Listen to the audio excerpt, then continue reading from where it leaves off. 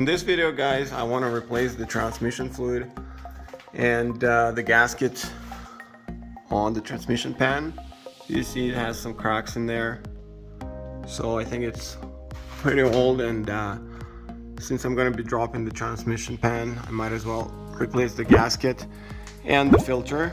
BMW obviously says that it's a lifetime transmission oil, which is it uses Dextron 3, so I'll be sure to use a compatible oil. I think Dextron 3 is really hard to find these days. This transmission, surprisingly, I was very surprised to find out that given it's a BMW, the transmission is actually made by GM. If you can see there, it does say GM, which I was very surprised by. So it has two plugs. The top is obviously the fill plug, and the bottom is the drain plug. The top plug is 17 millimeters and the bottom plug is 19, and it also has 16 10 millimeter bolts holding the transmission pan. So I'll need a 17 millimeter socket that I have right here. I'll just crack it open, and then I'll be able to unscrew that just fine. Now, my advice on changing transmission fluid on this vehicle is if it has over 150 to 100,000 kilometers, it starts to get pretty risky with the flush. You can actually kill your transmission. And when I bought this car, it had about 180,000 kilometers, and the transmission fluid has, I don't think it's ever been changed. So I did drain it actually 2 or 3 times to make sure that I put in as much as new transmission fluid as possible. If you do a flush where they connect it to a machine, this is actually not recommended, and it has a very high chance of damaging your transmission. So I just decided to do what's known as the best procedure for this vehicle, is just drain and fill. And if you do it a few times, it will actually dilute your old transmission fluid, and you'll have more and more new transmission fluid. I think that's pretty safe procedure. I've had this vehicle for 3 years now, and I mentioned in my earlier video I'm going to be selling it pretty soon here. Actually, I already sold it. Just want to make sure I tune it up as much as I can for the next owner. And I thought I'd change the transmission fluid maybe a couple more times, drain and fill, and change the gasket and the oil filter. So I forgot to crank that off.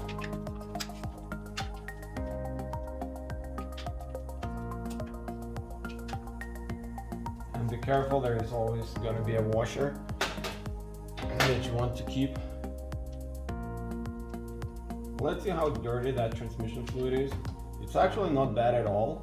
When I changed it the first time, it was actually black. And I'll be happy with that. I'm confident for this transmission fluid to last easily another 100,000 kilometers. And I did change the last time I changed the transmission fluid, I also changed the filter as well. So I'll change the fluid, the filter, and the gasket, and I think this car will be good to go for a very long time. And I'll be confident that even though it has probably about 230 or 240,000 kilometers on it, there won't be a problem past 300,000. So I'll just let it drain now.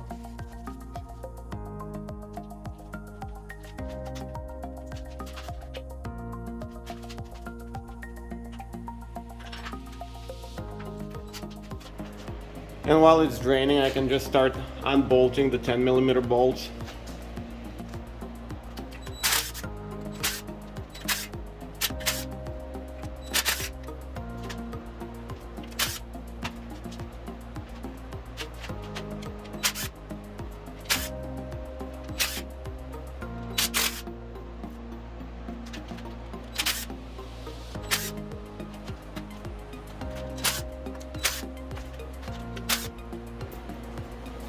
And I'm sure I'm gonna unbolt the last bolt. It's still gonna stay on. but I'll just hold it with my hands, which was a good idea.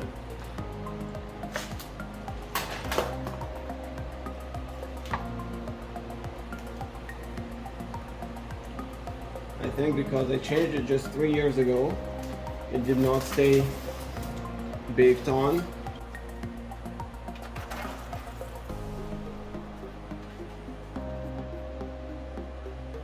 And I spilled some on the floor, and that's why we put some protectant on the floor. It can always happen.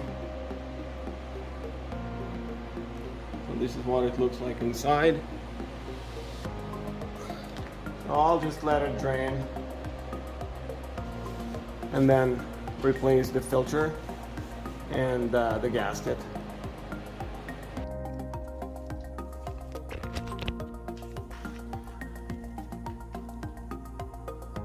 Just wanted to show you what it looks like inside.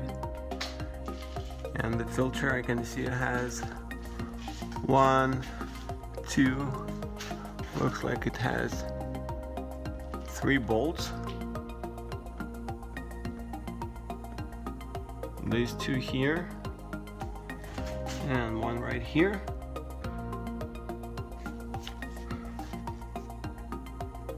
And this is why I always make sure I have something to protect the floor. And this is the oil pan. So let's see, the gasket, I must have changed it 3 years ago, because I remember I had to scrape it off and clean it and use the sandpaper, and now it just came off. So that was pretty easy. And that black part, I think, is just small metal shavings that accumulate on the magnet.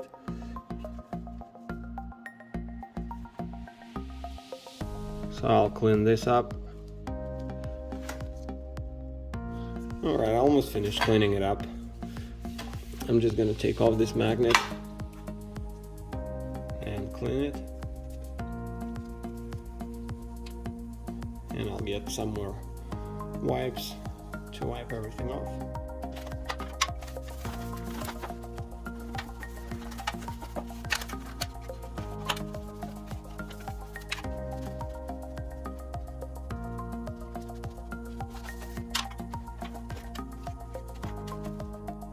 And I got the new filter right here, so I can see there is 3 holes for 3 bolts. Thank God there's something that's made in Germany. And I'll be ready to install it now. So for these bolts, it's 13 millimeters.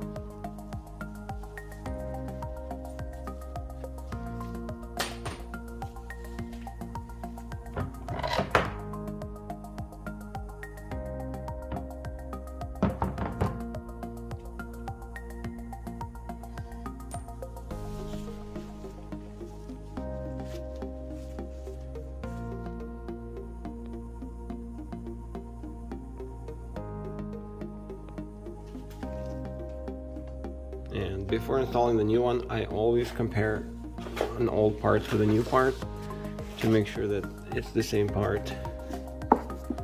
And in this case, I have no doubt it's the exactly same part. Right now I'm going to put the new filter in.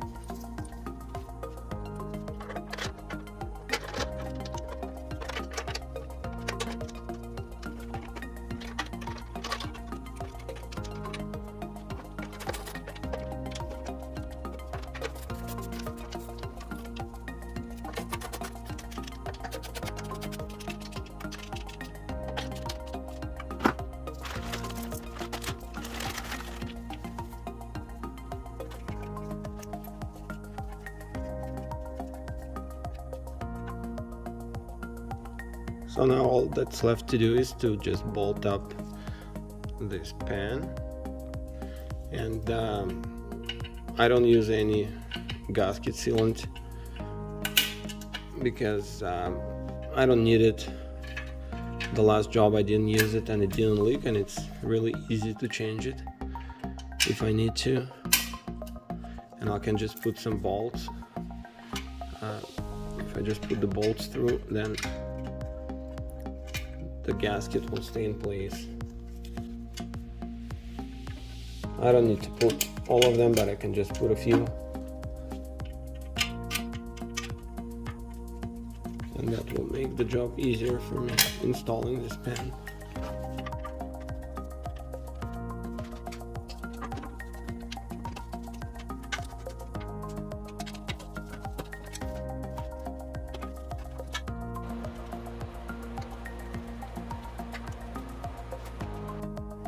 Now before I'm gonna torque it down, I have a torque wrench, and I think it's about 96 inch-pounds, about 8 or 10 foot-pound of torque, so I'll just set it to 96. I think that's gonna be, I'll be pretty safe with that. This is 100, so I'll back off. If I go, this is 95, 85, 90, that's probably about 96 right here. And I'll just torque them starting from the middle on each side and going along the way.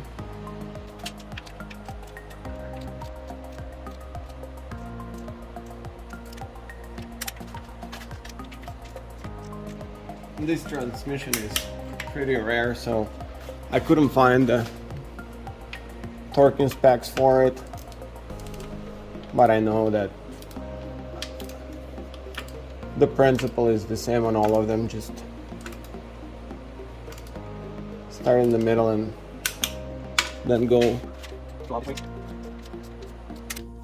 Once you finish torquing all the bolts, you can just put back the fuel plug.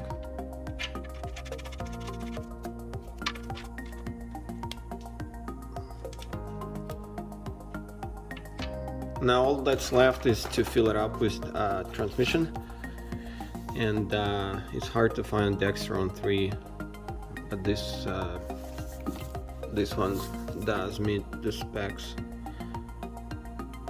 so it does work for GM transmissions, and it does say here that Dextron 3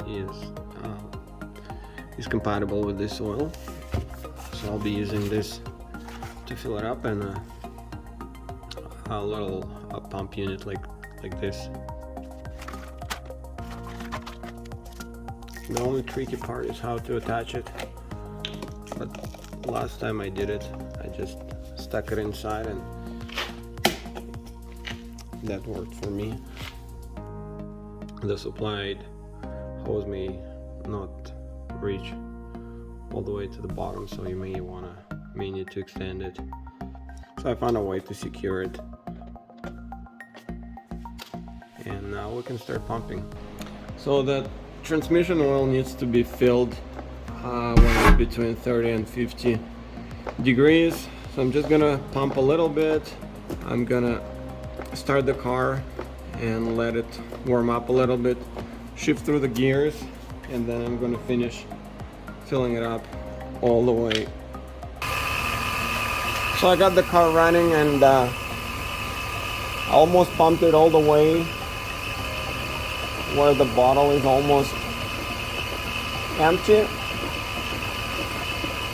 So this jug is almost empty, or at least that's as far as, so I'll have to extend the hose at the bottom. And I had the car running for about 15 minutes now after shifting through the gears, and I almost emptied this. I guess I emptied it halfway, or just more than halfway. So at this point I will screw that the fill plug, and I will take the car for a drive and shift through all the gears, and then I will do one final top up. All right, so I took the vehicle for a drive and warmed up the transmission, and if we test the temperature, it's right around 50 degrees, which is what I want to fill it up. It depends where I shoot, but it's between 30 and 50, and that's what I need. Yeah, that side will show hotter just because of the exhaust, but I'm just gonna finish filling it up now that it reached the proper temperature.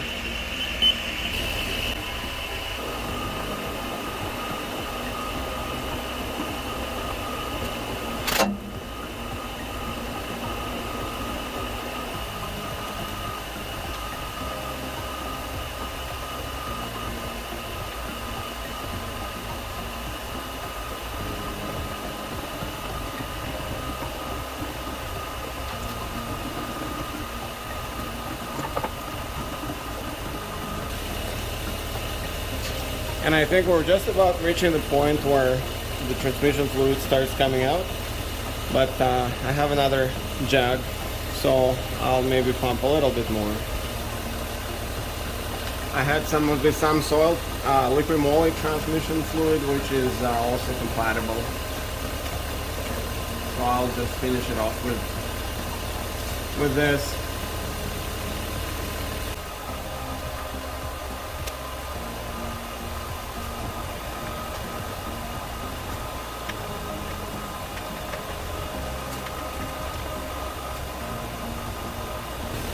And I think we're good now. Starts coming out, so we'll just put the fill plug back on, tighten it up, and we should be good to go.